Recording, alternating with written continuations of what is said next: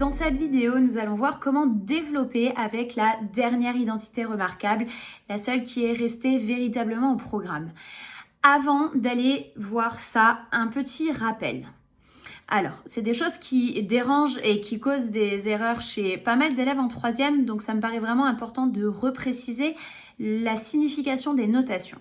J'affirme que 3x au carré, c'est différent de 3x au carré. Déjà, je le prononce pas pareil et on va détailler.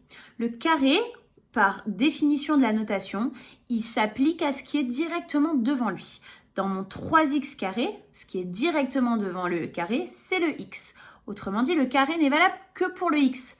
Ça veut dire que si j'explicite ma notation, 3x au carré, c'est 3x fois x. Le carré est sur le x, donc c'est le x qui se multiplie avec lui-même. Dans ma deuxième notation, ce qui est juste devant le carré, c'est la parenthèse. Autrement dit, tout ce paquet-là. Autrement dit, mon carré s'applique à tout ce paquet. Donc, si je détaille, 3x au carré, c'est le paquet 3x fois lui-même. Donc, fois 3x. Et si je veux réduire la notation, je peux multiplier les 3 ensemble qui me donnent 9 et les 2x ensemble qui me donnent x au carré.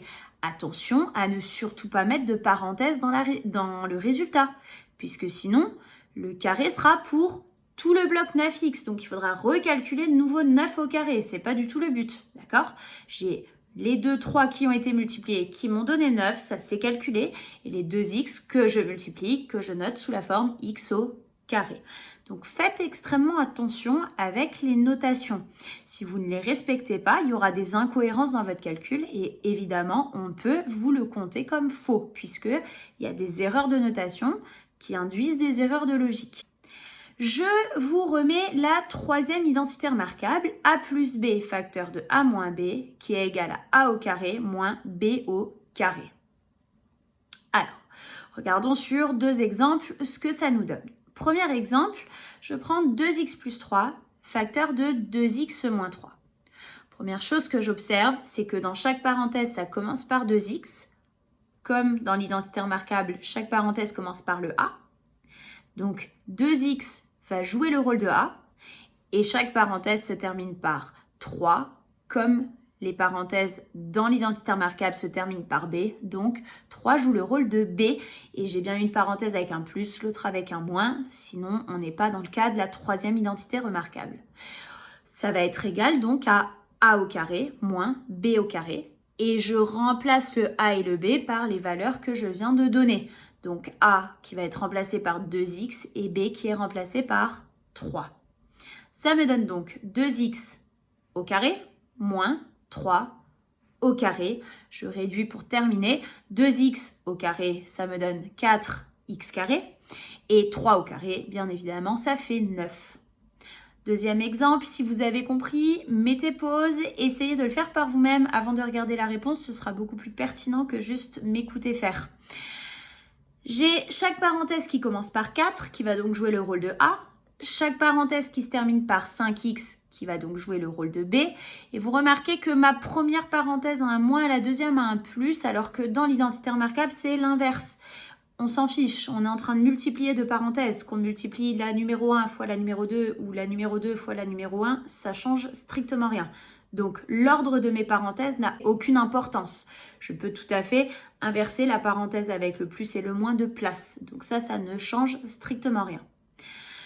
Encore une fois, je reprends ma formule. A au carré, donc 4 au carré, moins B au carré, donc moins 5x au carré. Attention, B, c'est bien tout 5x. Je mets bien mes parenthèses. 4 au carré me donne 16. 5x au carré me donne 25x carré. Voilà pour ces exemples de comment développer avec une identité remarquable. À quoi ça sert? Ça sert à gagner du temps dans les calculs littéraux, mais ça sert aussi à gagner du temps sur le calcul mental. Regardons sur l'exemple suivant, comment on peut utiliser la troisième identité remarquable. Je vous propose de calculer mentalement 197 fois 203. Alors, a priori, je ne vois pas directement. Il faut que j'essaye de trouver un nombre moins un nombre et un nombre plus un nombre. Et je vois que les deux nombres sont autour de 200.